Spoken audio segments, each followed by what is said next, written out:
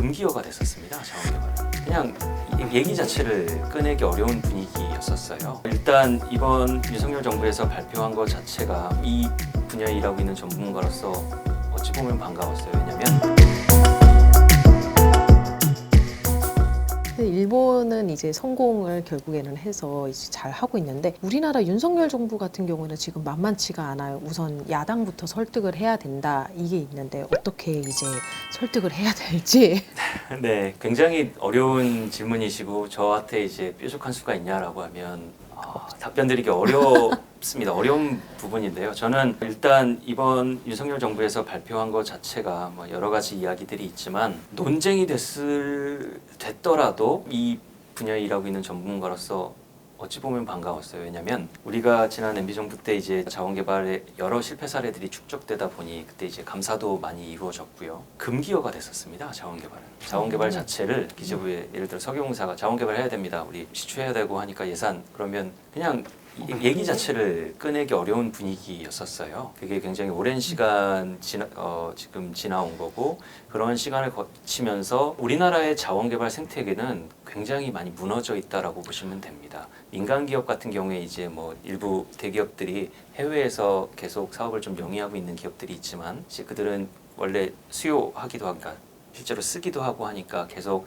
활동은 이어나가곤 있는데요. 그렇죠. 그런 명맥 유지 수준이지 우리나라가 조금 일본이나 아니면 이스라엘도 굉장히 부러운 것 중에 하나가 그 가스전 대형 가스전 이스라엘 앞에서 지금 중동 전쟁 때문에 여러 가지 얘기가 있지만 그래서 천연가스 발전 비중을 많이 높였어요. 석탄 발전 많이 줄이고요. 우리가 탄소 중립 가는 과정에서 여러 단계가 있겠지만 석탄 화력 줄이면서 가스로 넘어가는 것도 하나의 중간 단계 옵션 중에 하나이거든요. 그래서 그런 걸 할 수 있었는데 자원 개발에 대한 얘기를 아예 할 수 없는 그런 분위기였다가 그래도 지금은 이거 정말 해야 되냐라는 여러 가지 논쟁이 벌어지고 있는 거잖아요. 그렇죠. 그래서 저는 그러한 분위기 전환, 국면 전환 자체는 환영합니다. 다만 지금부터 그럼 우리가 할 거는 이게 정치적인 어떤 그러니까 상대 진영을 무너뜨리기 위함이 아니라 정말 이거 우리나라에 도움이 되는 투자가 정말 맞는지 아니면 의사결정 과정에 제가 뭐 속속들이 다 알고 있는 건 아니기 때문에 혹시나 의사결정 과정에 문제는 없었는지 이런 것들을 점검하면서 결론은 아까 말씀드린 대로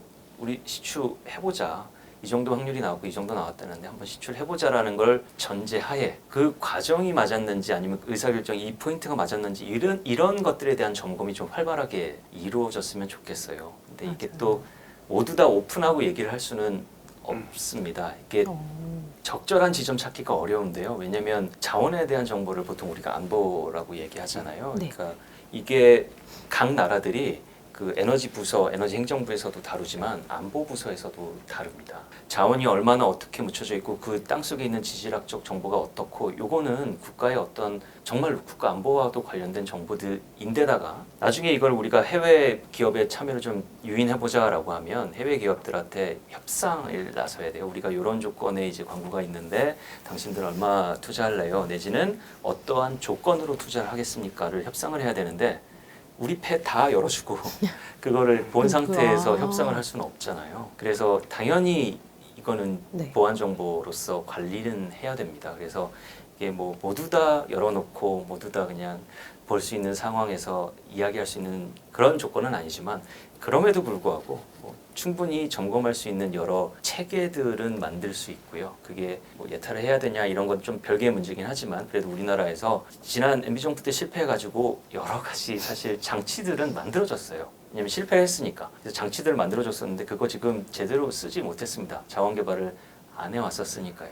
그래서 그런 장치들도 있고 경험도 있으니 좀 해볼 수 있다. 점검해볼 수 있다라고 생각합니다. 그래서 좀 여러 이런 정치적인 유불리 따지지 말고 그러한 좀 절차적인 문제 그래서 당위성이라는 건 우리가 모두 다 공감한 상태에서 실패하지 않도록 실패 확률을 최소화할 수 있도록 논의가 이루어졌으면 좋겠고 정부 여당도 그리고 야당도 이러한 측면에서 서로 좀 논의가 이루어지면 건설적인 논의가 이루어졌으면 하는 바람이 있습니다.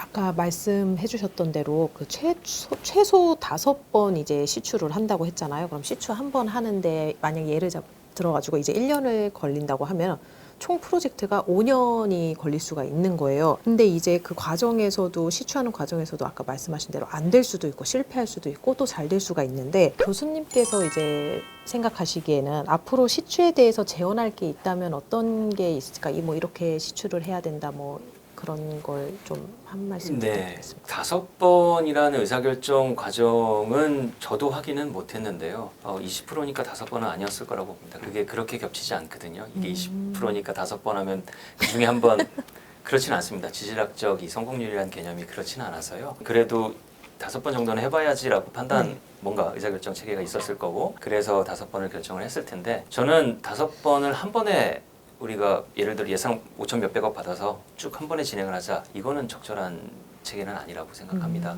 그리고 아까 기자님께서 이제 1년보다는 짧게 걸리긴 하는데 아 그래요? 예, 실제 시추는. 근데 이제 준비 기간, 시추한 다음에 시추를 한다는 건 이제 정보. 그러니까 석유가 나올 수도 있지만 그 땅 속의 정보와 같이 시추하는 과정에서 우리가 탐사 정보를 같이 확보를 하거든요. 그거에 대한 해석 과정 이런 게 필요하기 때문에 그래서 이제 시간을 그 정도를 보는 겁니다. 그리고 그것도 하나 끝나서 1년 다음에 또 하나 이렇게 하면 5년이면 너무 길기는 하고요. 그렇죠. 그래서 순차적으로 아마 들어가야 될 텐데 그래도 중간에 한번 이거는 석용사나 정부의 의견과 또 저는 한 사람의 전문가니까 다를 수는 있는데 중간에 한 번 정도 점검하고 지나갔으면 좋겠어요. 이게 한두 푼이 아니라 항공당 1,000억 이상의 돈이 사용되는 건데 아까 말씀드렸지만 뚫으면 정보는 확보됩니다. 지금 그 석용사나 아니면 정부에서 여러 가지 동해 심해 가스전의 탐사 자원량을 추정했을 때도 그 지역을 뚫어보지 않았기 때문에 우리가 주변 지역의 정보를 가지고 지금 예상한 결과예요. 140억 배럴이라는 결과는 주변 지역의 정보를 활용한 결과인데 항공 뚫으면 일단 그 지역의 정보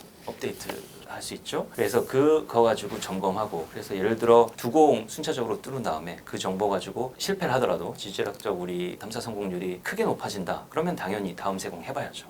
그래서 그런 좀 단계적인 절차 그리고 이런 것들을 어느 정도 우리가 확실시되고 이 사업에 참여할 국내 또는 해외 주체들이 결정되고 나면 이런 거는 당연히 정부 여당에서 야당하고 같이 계획에 대해서 설명을 하고 이게 적절한지 서로 같이 이야기를 해서 진행을 하는 것이 좋지 않을까 싶습니다. 다시 말씀드리지만 우리나라가 과거에는 정말로 그 해외 자원 개발 계속 해오긴 했지만 경험이 그렇게 많지는 않았어요. 운영권을 가지고 있던 광부도 많이 없었고. 근데 제가 가장 안타까웠던 게 제가 이제 학교 온 지 한 14년쯤 됐다라고 말씀드렸는데 초기에 오고 나서 실패 사례들이 이렇게 등장하고 나서 그 실패 사례만 그냥 놓지 않고 우리가 왜 실패했는지 무엇이 문제였었는지 다 그때는 분석이 이루어졌습니다. 근데 거기서 끝났어요. 그러니까 다음 조치가 없었습니다. 그러면 다음 자원을 조금 우리가 다시 개발해 보면서 실패해서 배웠던 경험을 활용해서 성공률을 높이고 하는 작업들이 없었어요. 그래서 이런 것들이 좀 이루어지면 좋겠다라고 생각하고 그럴 만한 역량이 지금 한 10년 지났는데